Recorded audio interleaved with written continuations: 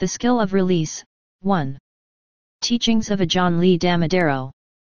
Ajaan Dhammadharo, Phra Suddhidhammaransi Gambhiramedhacariya. Compiled and translated by Thanissaro Bhikkhu. Copyright 1999, Geoffrey DeGraff. Printed for free distribution. By way of introduction, the affairs of the world, the treasures of the Dhamma. Why meditate? Beginning concentration, the basics of breathing, the skills of Jnana.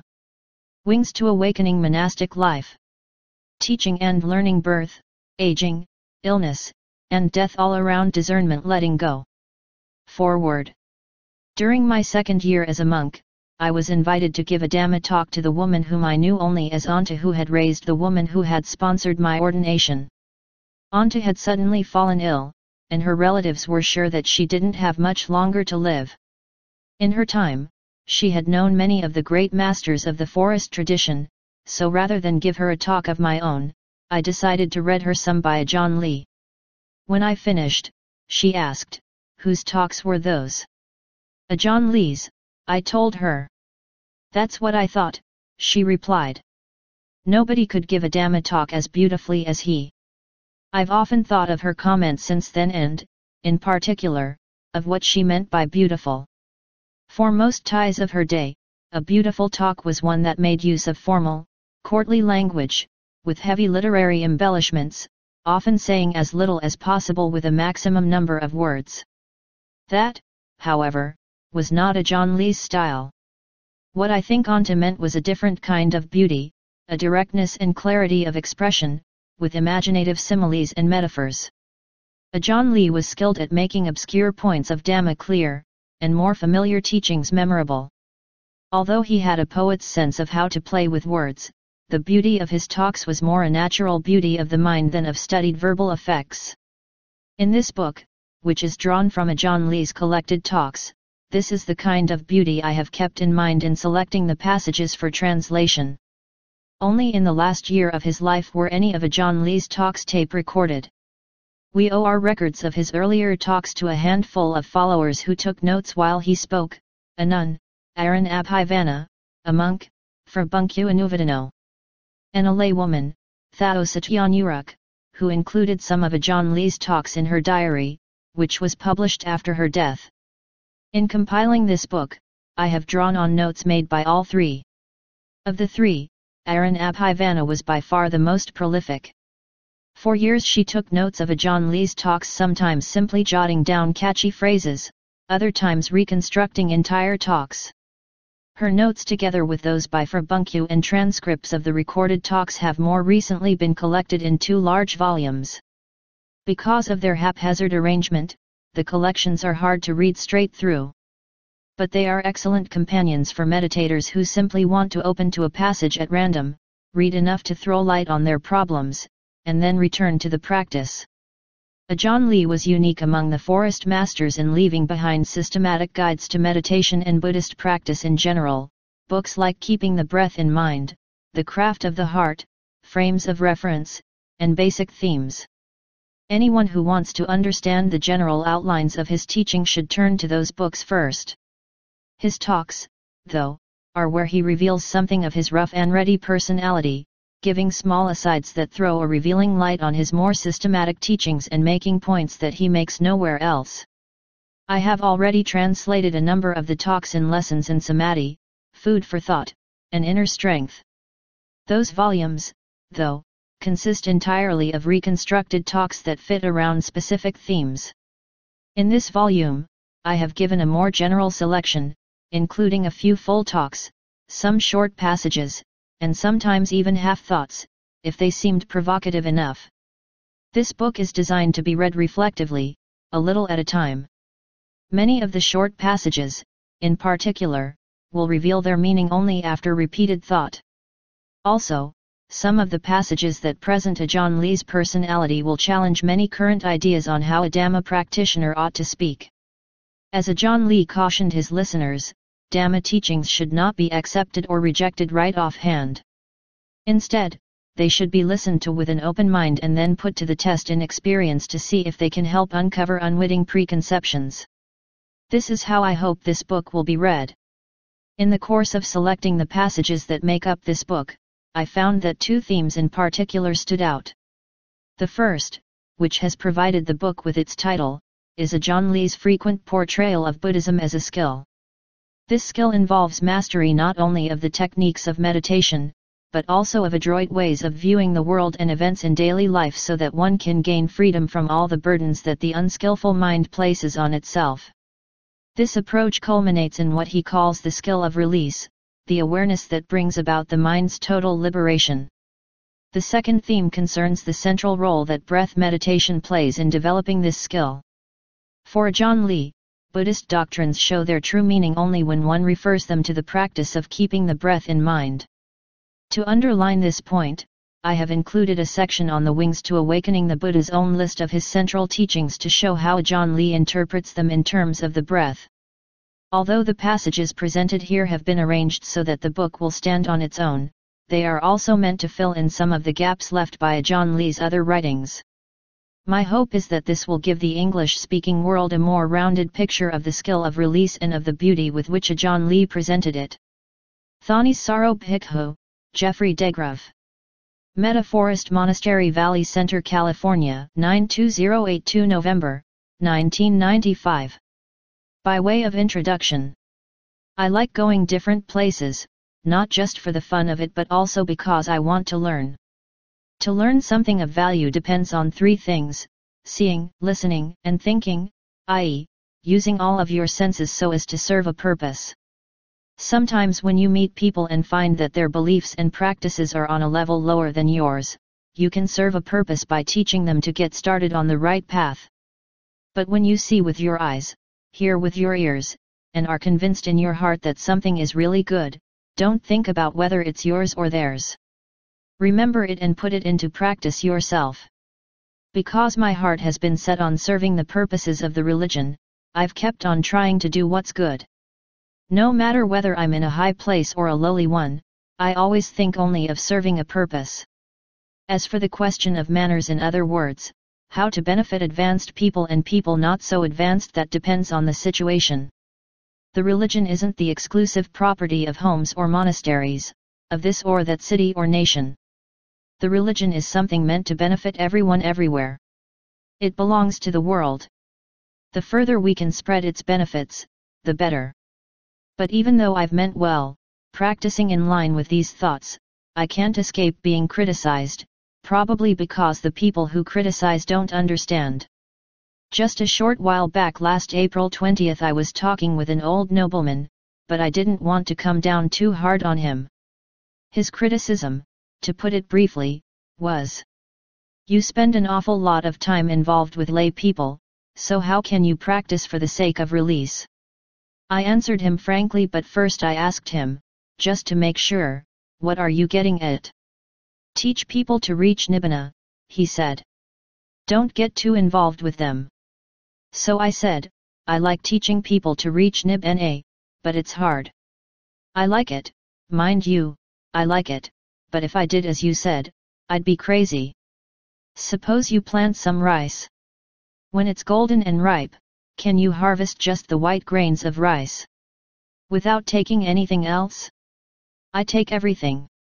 People may say I'm crazy, but why should I care? I take the whole plant because it has lots of uses.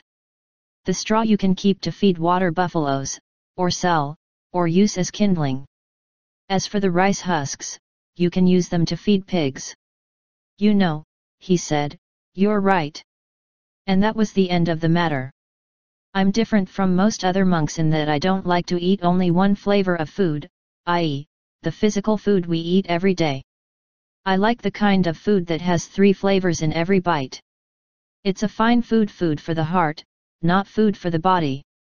Its 3 flavors are the food of sensory contact, the food of consciousness, and the food of intentions. If you were to compare it to durian fruit, it's the type that's sweet and rich and a little bit bitter, all at once, the kind of durian that people really love to eat. The nourishment of the food of sensory contact here means likable sights, sounds, smells, tastes, tactile sensations, and ideas. The nourishment of the food of consciousness means taking note of likable things by way of the eyes, ears, nose, tongue, body, and mind.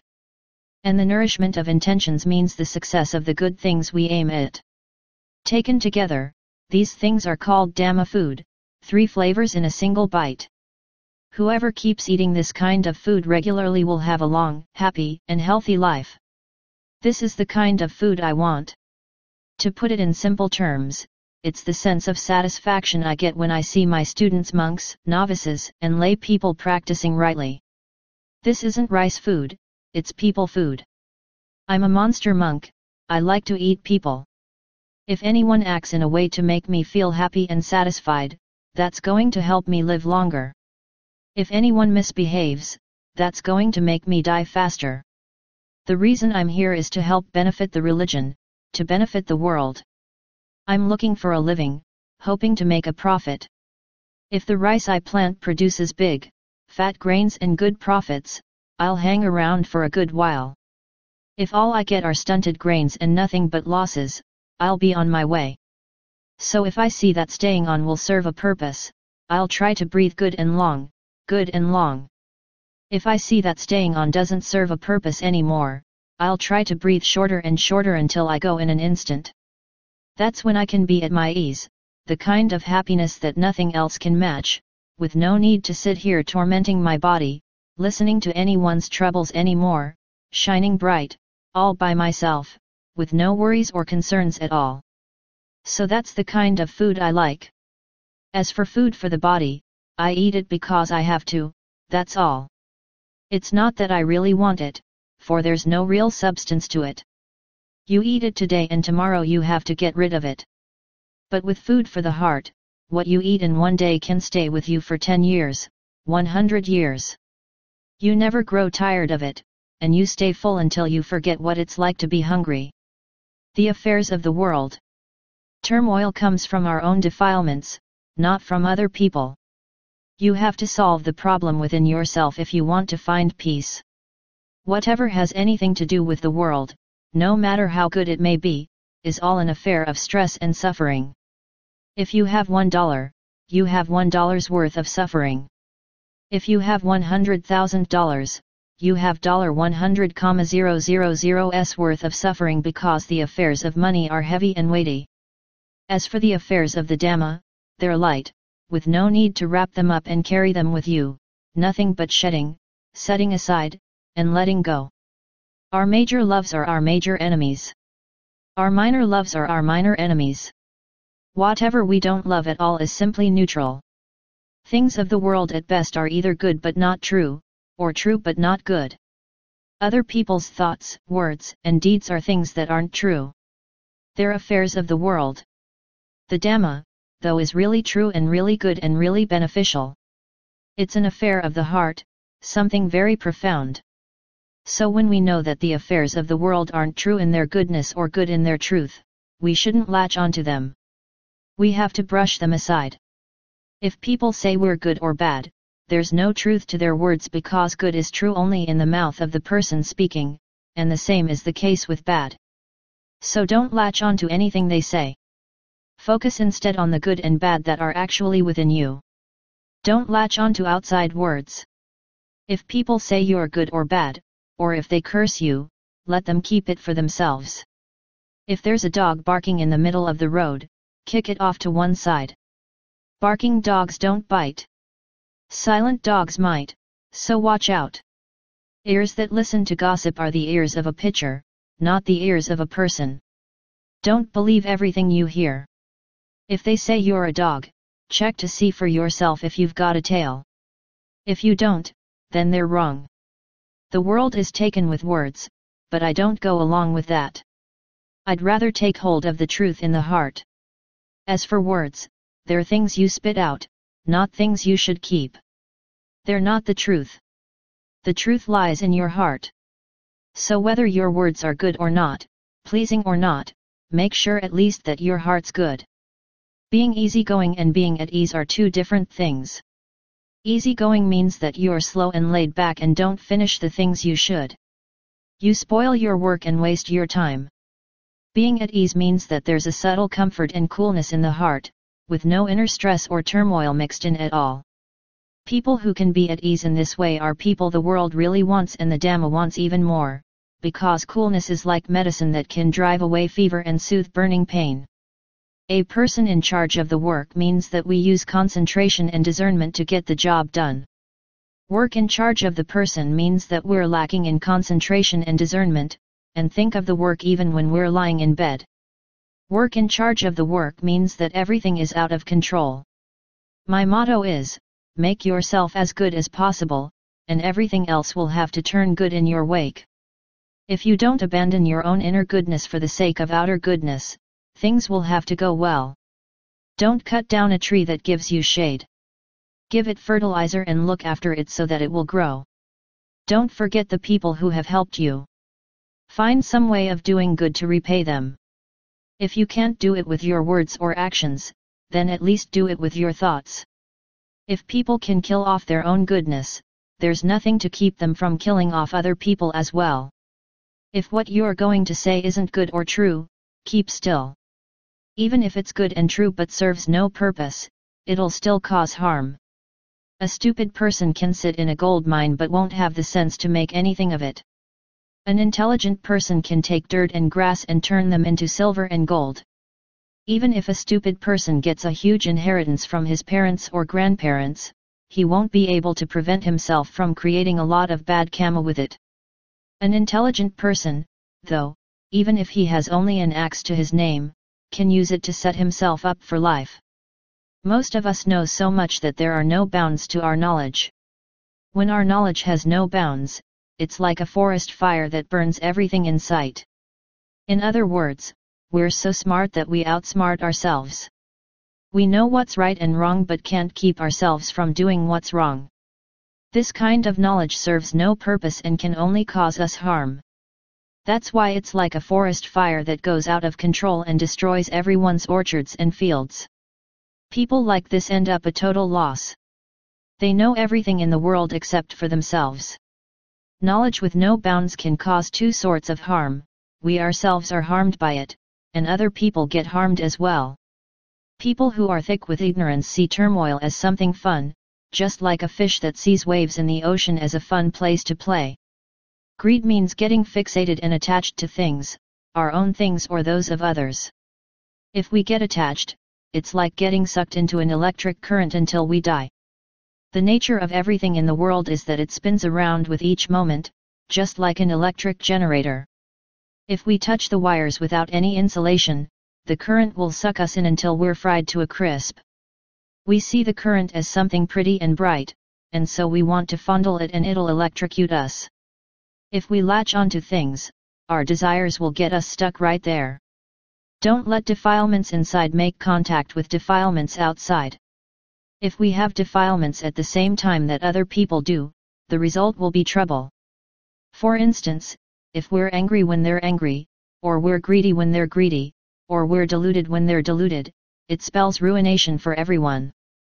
People aren't equal, but you have to make your heart equal for everyone. If you see other people's bad side, turn your eyes around until you can see their good side as well. A person who makes a mistake is better than a person who doesn't act at all, for mistakes can be corrected. But if you don't act, how will you know how to correct yourself? For you don't know whether you're mistaken or not. The fact that you don't act is a mistake in and of itself. The more you study the affairs of the world, the more they branch out.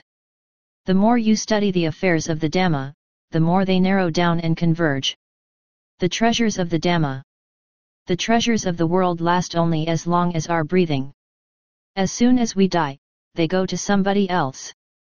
The king of death keeps changing our clothes, our eyes, our hair, our skin, etc. as a way of forewarning us that we're going to be evacuated to another country. If we don't get our provisions ready, we're going to be in trouble when the evacuation order comes. This body that we've borrowed from the world, the original owners keep coming to take it back bit by bit without our realizing it. For example, the hair on our head, they take it back 1 or 2 strands at a time, turning it gray. Our eyes they take back 1 at a time, making them blurry. Our ears they take back bit by bit as our hearing starts to go.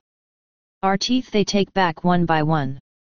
A tooth will start feeling loose, then it stops for a while, and then it starts growing loose again. Eventually it whispers to the dentist to take all the teeth out.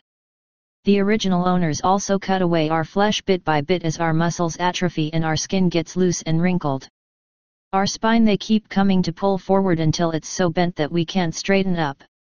Some people end up having to crawl or to walk with a cane, stumbling and swaying, falling down and picking themselves back up, a sorry sight to see. Ultimately, the owners come and call for the whole thing back, in what we call death. If you look carefully at the body, you'll see that what you have here is the 4 states of deprivation, nothing wonderful at all. The first state of deprivation is the animal kingdom, all the worms and germs that live in our stomach and intestines, in our blood vessels, and in our pores. As long as there's food for these things to eat in there, they're always going to be with us, multiplying like crazy, making us ill. On the outside of the body there are fleas and lice. They like staying with whoever doesn't keep himself clean, making his skin red and sore. As for the animals living in the blood vessels and pores, they give us rashes and infections. The second state of deprivation is the kingdom of hungry ghosts, i.e., the properties of earth, water, fire, and wind in the body. First they feel too cold, then too warm, then they feel ill, then they want to eat this or that. We have to keep pandering to them, running around to find things for them to eat with no chance to stop and rest. And they never have enough, like the hungry ghosts who starve after they die, with no one to feed them. These properties keep pestering us, and no matter what you do, you can never please them. First the food is too hot, so you have to put ice in it.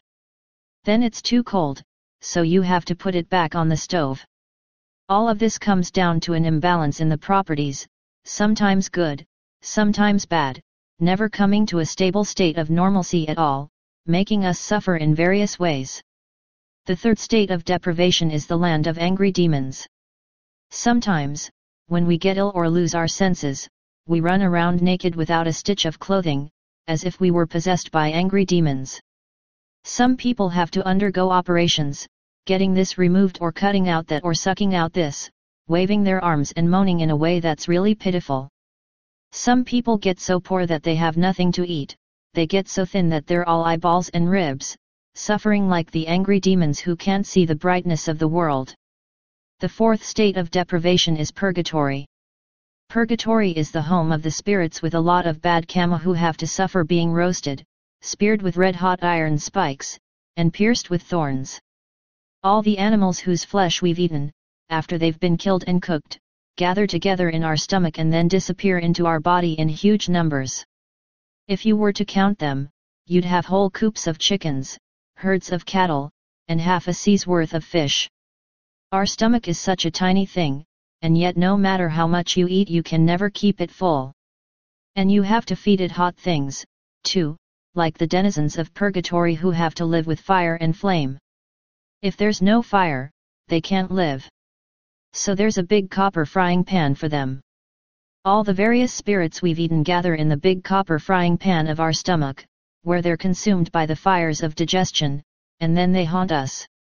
Their powers penetrate throughout our flesh and blood, giving rise to passion, aversion, and delusion, making us squirm as if we were burned by the fires of purgatory, too. So look at the body. Whose is it? Is it really yours? Where did it come from? No matter how much you care for it, it's not going to stay with you. It'll have to go back to where it came from, the properties of earth, water, fire, and wind. The fact that it's able to stay for a while depends entirely on the breath. When there's no more breath to it, it starts to decay, and no one wants it then. You won't be able to take it with you when you go. No one can take his arms, legs, feet, or hands along with him. This is why we say that the body is not self. It belongs to the world. As for the mind, it's the one that does good and evil, and will be reborn in line with its karma. The mind is what doesn't die. It's the one that experiences all pleasure and pain. So when you realize this, you should do as much good as you can for your own sake. The Buddha felt compassion for us and taught us in this way, but we don't feel much compassion for ourselves. We prefer to fill ourselves with suffering. When other people teach us, it's no match for our teaching ourselves, for other people will teach us only once in a while. The possibility of being a common animal, a human being, a heavenly being, or of reaching Nibbana all lie within us, so we have to choose which one we want. The good you do is what will go with you in the future. This is why the Buddha taught us to meditate, to contemplate the body to give rise to dispassion. It's inconstant, stressful, and nothing of ours. You borrow it for a while and then have to return it. The body doesn't belong to the mind, and the mind doesn't belong to the body. They're separate things that depend on each other. When we can see this, we have no more worries or attachments. We can let go of the body, and 3 hunks of rust self-identity views, attachments to precepts and practices, and uncertainty in the path will fall from our heart. We'll see that all good and evil come from the heart. If the heart is pure, that's the highest good in the world. Someone once came to Ajaan Lee with a problem. Some of his friends had said to him, "If the body's not self, why can't we hit you?" Ajaan Lee said to answer them by saying, "Look. It's not mine. I've borrowed it, so I have to take good care of it. I can't let anyone else mistreat it. The Dhamma doesn't belong to anyone. It's common property, like unsettled land. If we don't lay claim to it by developing it, it's simply vacant, uncleared land without any crops. If we want to lay claim to it, we have to develop it in line with established principles if we want it really to be ours. When difficulties arise, poverty, pain, illness, and death will then have something to protect us. But if we haven't followed the established principles, then we'll put the blame on the Buddha, Dhamma, Sangha, and inner worth in general for not helping us when these things arise. And that will discourage us from developing any inner worth at all. The mind is the most important factor in life, the most important factor in the world, for it's the basic foundation of our inner worth. If the mind is dark and defiled instead of being bright and pure, then no matter how much we practice generosity, virtue, or meditation, we won't get any results. The Buddha knew that we're all going to have to go abroad, start a new life after death, which is why he taught us to develop inner worth as a way of knowing how to get our provisions ready. We have to know how to get to where we want to go, how to dress properly, and how to speak their language. We'll also have to put money in the bank so that we'll be able to exchange it for their currency. Putting money in the bank means generosity in making donations and being charitable. Learning their language means knowing how to say that we take refuge in the Buddha, Dhamma, and Sangha. Being complete in our virtue is like having fashionable clothes to wear. Yet even if we have funds to exchange, good clothes to wear, and know how to speak their language, but are basically loony, i.e., our minds are wandering all over the place, with no basis in concentration, we still won't pass inspection. This is why the Buddha wanted us to develop our minds as much as possible, making them pure and bright. When our wealth and inner merit are complete in this way, they'll spread to our children and other people around us. All people have inner worth within them, but whoever doesn't know how to lay claim to it and develop it won't get any benefit from it at all. Human treasures aren't important. Thieves and fools can find them with no problem at all. But the treasure of a human rebirth is something that people without virtue can't gain. The Buddha taught that with noble treasures, Aryadhana, whoever has a lot isn't poor, whoever has even a little isn't poor. The important thing is that you give rise to them within yourself, and you'll always be wealthy. For example, if you make up your mind to donate a material object to Buddhism, it immediately turns into the noble treasure of generosity in your heart. When you abstain from evil in your words and deeds, they turn into the noble treasure of virtue. When this is the case, your treasures are within you. You haven't deposited them with anyone else. Your generosity lies within you, your virtue, the virtue of restraint of the senses, lies in your eyes, your ears, your mouth. When your treasures are with you like this, it's like keeping your money in your own pocket, without depositing it with anyone else. There are bound to be no problems. You don't have to worry that they'll swindle or cheat you. When you've got your money right in your own pocket, what is there to fear? The Buddha teaches us not to be possessive of things. Let them go in line with their nature and take only the nourishment they have to offer. Material things are dregs and leavings, their nourishment is the joy we feel when we're willing to give them away. So don't eat the dregs. Spit them out so that they can be of use, both to others and to yourself in the sense of inner worth that comes from being generous. We have to build up our inner worth, our perfections as quickly as possible, because our conviction in these things isn't yet sure. Some days it shrinks out of sight, that's called turtle head conviction.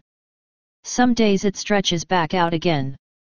So if it stretches out today, act on it.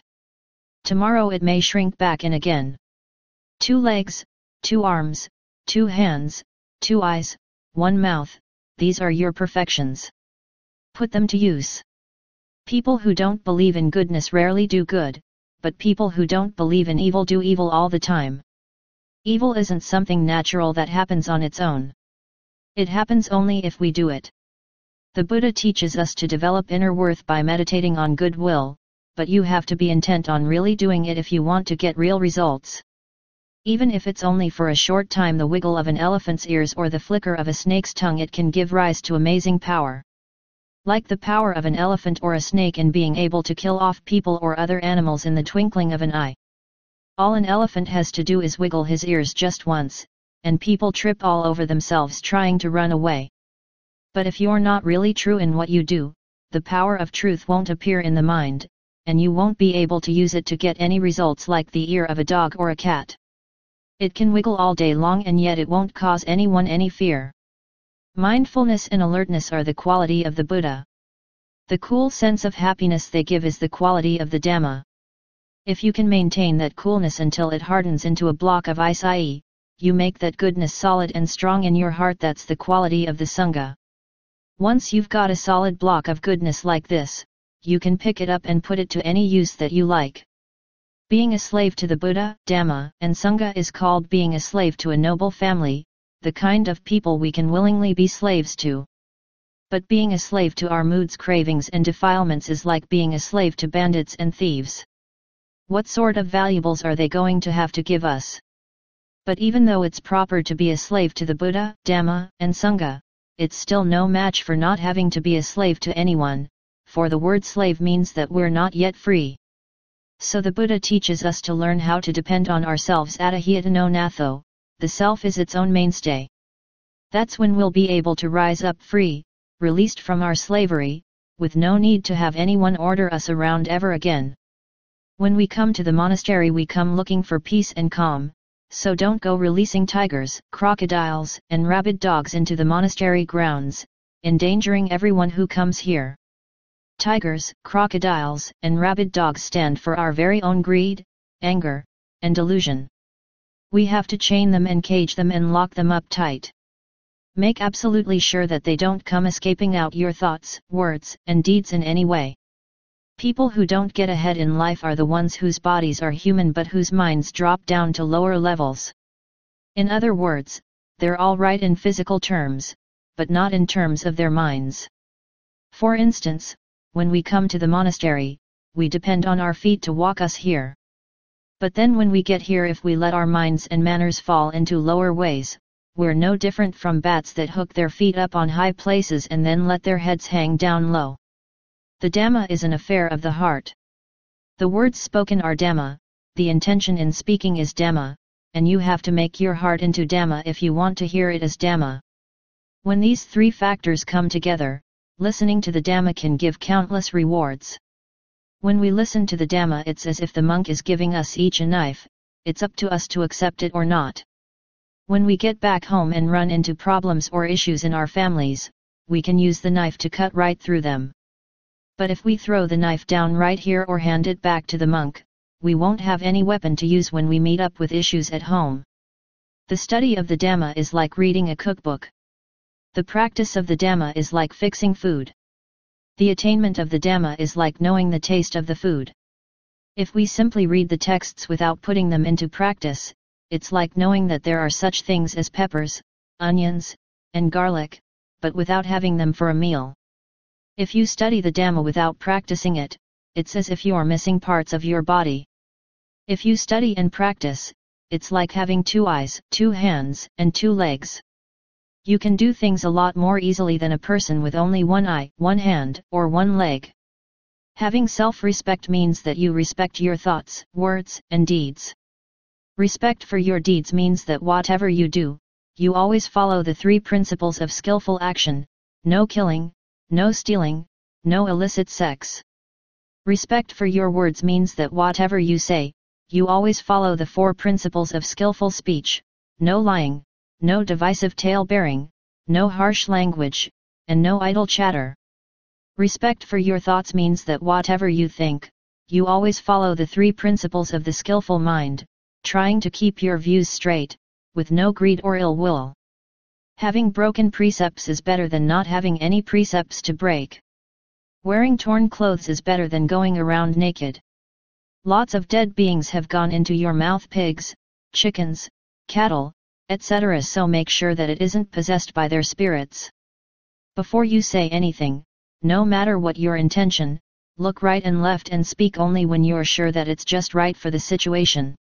Don't give in to bad manners. Concerning right livelihood, even if our basic livelihood is honest, but we practice it dishonestly, it's considered wrong. For example, we're farmers, but we lay claim to other people's fields as our own. This is wrong livelihood, and the crops we grow on that land will do us harm. There are 2 kinds of foulness, the kind the Buddha praised and the kind he criticized. The kind he praised is the filth and foulness of the body, for it makes us see clearly the aging and unattractiveness of compounded things so that the mind will gain a chastened sense of dispassion. Grow disenchanted with its attachment to suffering, and set its sights on developing its inner worth so as to escape from that suffering. As for the foulness the Buddha criticized, that's the foulness of an evil mind, which defiles our thoughts, words, and deeds. This is something the Buddha criticized and penalized in very heavy terms. So we have to keep washing off our actions in all situations. Only when our thoughts, words, and deeds are clean will wise people praise us as being uncomplacent and good. Restraint of the senses means that we bring the senses and their objects into proportion with one another. For instance, guarding the eyes means that we don't let our eyes get bigger than the sights they see, and we don't let the sights get bigger than the eyes. If the sights are bigger than the eyes, they get lodged there. We think about them night and day. If the eyes are bigger than the sights, that means we can't get enough of those sights and keep wanting to see them more. In either case, we give rise to greed and delusion. The fires of passion, aversion, and delusion burn our eyes and make us suffer.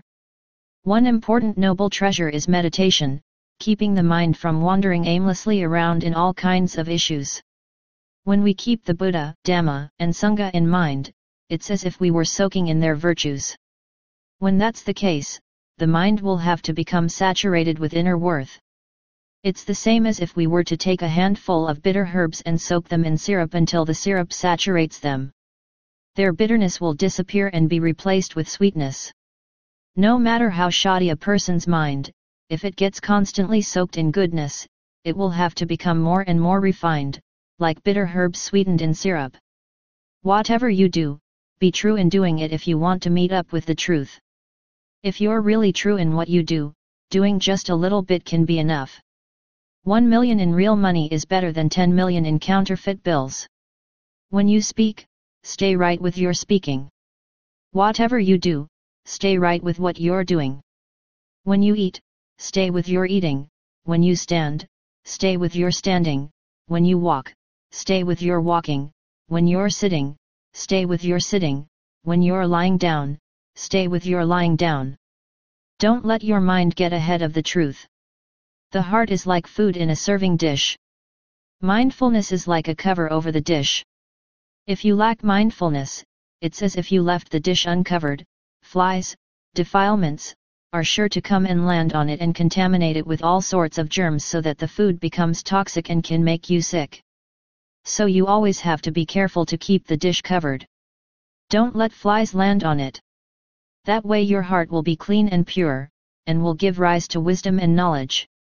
A deserted house, a house where someone has died, gives you the chills. Only if there are people in the house will you feel secure. A person who is not mindful of the present is like a deserted house. When you see such a person, you don't feel secure. Defilements are like sandbars or stumps in a river that will keep our boat from getting to shore. In other words, passion is something that snags us, anger is something that bumps into us, and delusion is something that makes us spin around and sink. There's a story they tell of two men who were hired to row a boat along the rivers and canals to sell plowshares, shovels, and hoes. If they sold all the wares in the boat, their employer would give them their full wages of 1 kahapana, which was equal to about $4 a day. The first day their employer went out with them, and they sold all their wares. After that, he didn't go out with them, so the two of them went out to sell their wares on their own. One day, as they were out rowing along, calling out, plowshares, shovels, and hoes, their minds wandered and they started getting drowsy. All of a sudden they crashed smack into a stump and ran aground on a sandbar. Even after they got free they were so shaken up that instead of calling out, plowshares, shovels, and hoes, they started calling out, sandbars and stumps. Sandbars and stumps, all along the river, but nobody wanted to buy. When evening came, they rowed back to their employer's house, their boat still full of plowshares, shovels, and hoes. They hadn't been able to sell a thing. So the employer gave them each only $1 for their day's wages. One of the men took the money back to his wife, who was surprised to see that she was getting only $1, instead of the usual $4. Maybe he's given the rest of the money to another woman, she thought, so she gave him a piece of her mind. No matter how much he tried to explain things, she wouldn't listen. So he told her to go ask the employer. If what he said wasn't true, he'd be willing to let her hit him once on the head. The wife, impatient because she was so angry, said, "No, let me hit you first, and then I'll go ask." As she said this, she reached for a shovel handle. But all she could grab was the stick they used to drive the dog out of the house, so she used that to bash her husband 3 times on the head. Later, of course, she found out the truth, but by that time it was too late, for the husband had already gotten 3 free hits on the head. This story shows the harm that can come from not being mindful. If you let your mind wander away from what you're doing, you can end up getting yourself into trouble. There's danger that comes from being good. If you're not especially good, nobody gets fixated on you. The important thing is that you know how to use your goodness to your benefit. If you're a good person but don't know how to use your goodness, i.e., you use it at the wrong time or place, or in a way that gets other people upset, it won't benefit you, and will instead cause you harm. In this way your goodness turns into evil. So you have to be circumspect in how you let your goodness show. Keep your evil intentions to yourself, and be careful with your good intentions, too. It's like handing a knife to a person. You may have good intentions, hoping that he'll put it to good use, but if he uses it to kill someone, your intentions backfire on both of you. Goodness comes from evil, in that once you really take a good look at evil, it loses. Whatever you look at it from all sides. This is why they don't let you look a long time at pretty things or beautiful women, because after a while you'll see that they aren't all that beautiful after all. So if you see something lovely, look at it long and hard until you see that it's not as lovely as you thought. If someone makes you angry, contemplate them until you feel compassion for them. The same principle holds for delusion. If you're wise, then greed, anger, and delusion can help you. If you're wise, even desire can help you by making you want to develop your inner worth. So don't look down on these things. You're sitting here listening to a sermon. What made you come? Desire did. When people ordain as monks and novices, what gave the order? Craving. So don't look only at the drawbacks of craving and desire. If you don't have the desire to be good, you can't develop inner worth. People who develop their inner worth have to start out with the intention to do it. Ignorance is good in that when we know we're ignorant we'll do something to remedy the situation. Ignorance leads us astray, but in the end it will lead us back. Knowledge never led anyone to look for learning. Ignorance is what leads people to look for knowledge. If you already know, what's there to look for? When we practice the Dhamma, it gives three kinds of benefits: we help ourselves gain release from suffering, we help other people, and we help keep the religion alive.